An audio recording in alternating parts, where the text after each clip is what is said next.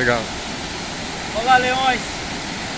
Estamos aqui no meio da Chapada Diamantina, já no nosso quarto dia de trekking. E hoje nós saímos de um belíssimo lugar aqui, chamado Prefeitura.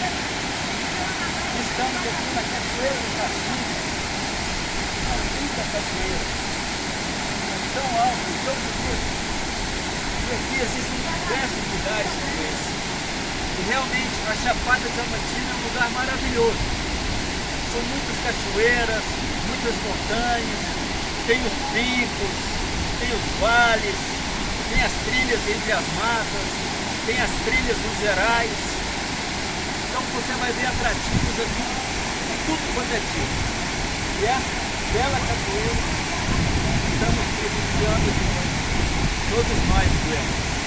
Valeu, um abraço pessoal!